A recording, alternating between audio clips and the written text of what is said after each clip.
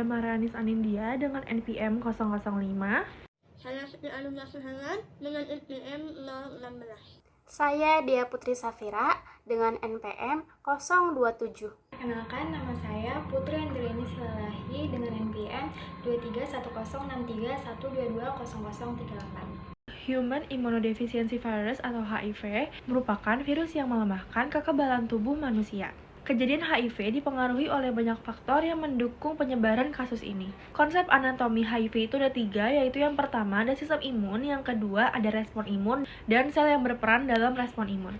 Yang pertama ada sistem imun. Sistem imun adalah sistem pertahanan internal tubuh yang berperan dalam mengenali dan menghancurkan bahan yang bukan normal, self atau bahan asing. Yang kedua ada imunitas atau respon imun, kemampuan tubuh manusia untuk melawan organisme atau toksin yang berbahaya. Selanjutnya ada respon imun. Respon imun itu dibagi menjadi 2, yaitu respon imun spesifik dan respon imun non-spesifik. Respon imun spesifik yaitu diskriminasi self dan non-self, memori, spesifisitas. Yang kedua itu ada respon imun non-spesifik, yaitu efektif untuk semua mikroorganisme. Lalu ada sel-sel yang berperan dalam respon imun. Yang pertama itu ada sel beta. Sel beta adalah antigen spesifik berproliferasi untuk merespon antigen tertentu.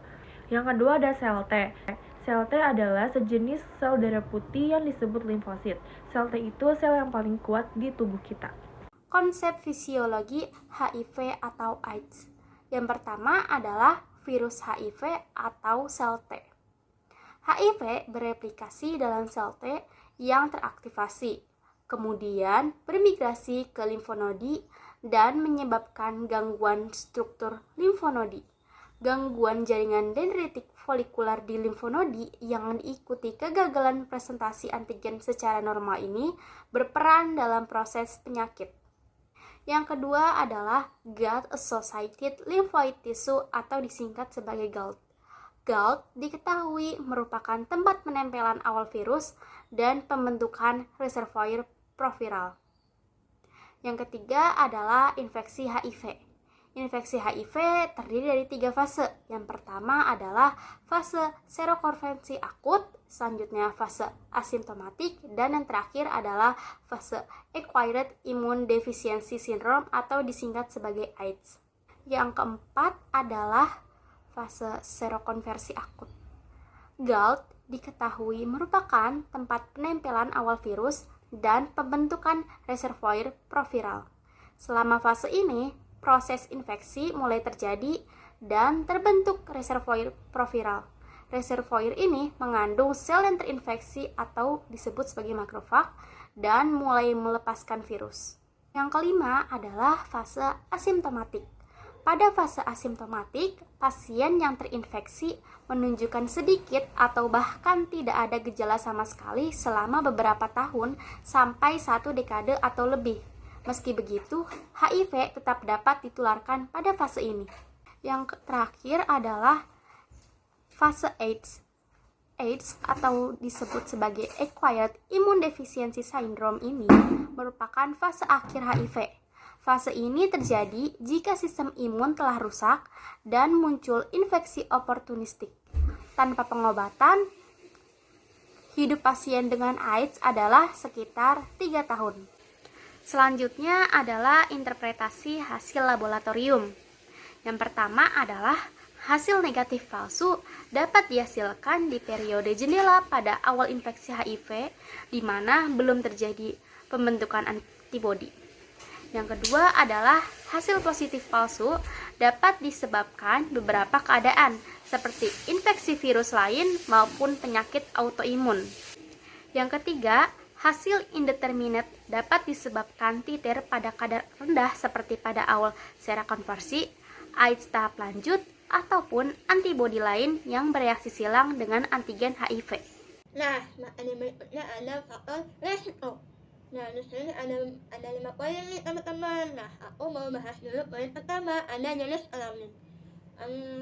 Teman-teman tahu nggak sih antara laki-laki dan perempuan mana sih yang lebih berisiko terkena infeksi HIV dan AIDS?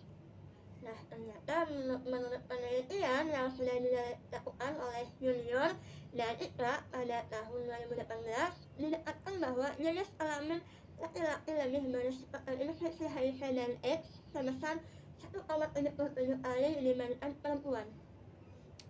Kira-kira kenapa sih laki-laki lebih berisiko terkena infeksi HIV dan AIDS? Nah, kita nyambung ke poin homoseksual. Nah, ternyata homoseksual itu kan hubungan antara laki-laki dan laki-laki. Kemudian mereka ini dalam melakukan hubungan seksualnya itu melalui belakang. Jika melalui belakang itu akan menyebabkan luka pada anus. Nah, virus HIV ini tuh akan lebih mudah masuk melalui luka pada muka. Nah, kemudian ini itu yang orientasi seksualnya adalah homoseksual itu akan lebih berisiko 1,18 kali terinfeksi HIV dibanding yang bukan homoseksual. Poin berikutnya ada pendidikan. Jadi jika seseorang memiliki pendidikan kurang dari 9 tahun itu akan memiliki risiko yang lebih besar terhadap HIV. Kenapa? Karena biasanya yang pendidikannya kurang dari 9 tahun itu belum mengetahui apa sih penyebab dari HIV, bagaimana sih penularannya, apa sih yang akan menjadi dampaknya. Nah, itu sangat berpengaruh ya teman-teman. Jadi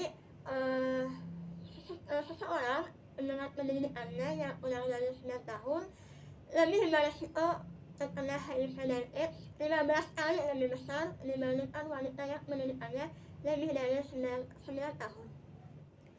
Nah, berikutnya ada riwayat HIV atau AIDS pada keluarga atau pasangan. Nah, jika ada seorang anak yang memiliki orang tua terkena infeksi HIV itu sangat berisiko terhadap anaknya. Kemudian pasangan. Nah, jika teman-teman punya pasangan yang terkena infeksi HIV, teman-teman harus hati-hati nih, karena supaya tidak terkena infeksi HIV juga. Nah, poin terakhir itu ada pasangan seksual lebih dari satu.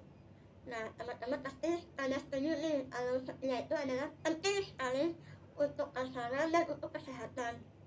Karena jumlah pasangan yang lebih dari 2 orang itu berisiko 2,36 lebih mungkin terjadi HIV. Nah, ternyata setia itu selain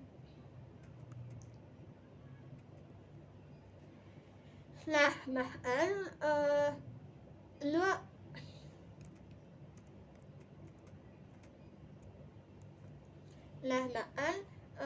terjadinya HIV dan atau AIDS 3,32 kali lebih besar dibanding wanita yang punya pasangan seksual hanya satu.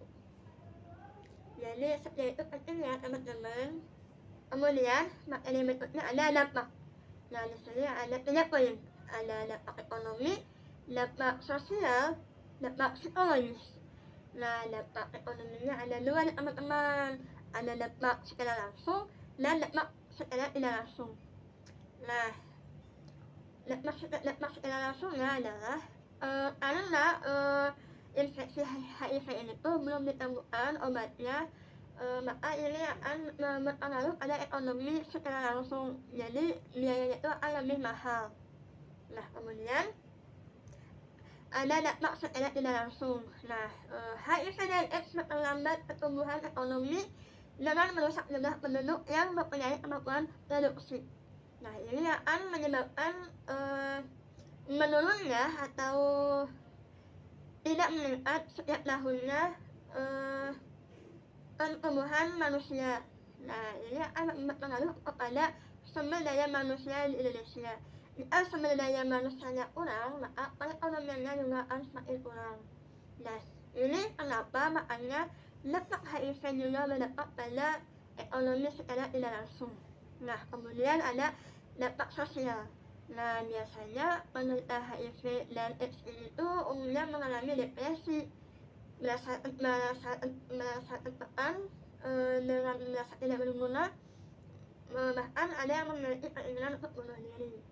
Nah, selain itu juga biasanya penderita HIV itu selalu dijauhi oleh teman-temannya, dijauhi oleh tetangganya, dijauhi oleh keluarganya. Makanya ini akan berdampak pada sosial. Kemudian ada dampak psikologis, yaitu pasien yang dinyatakan oleh terinfeksi HIV akan mengalami masalah fisik, psikologis, sosial, dan spiritual. Masalah psikologis yang betul adalah stres, keyakinan diri yang rendah pada kecemasan.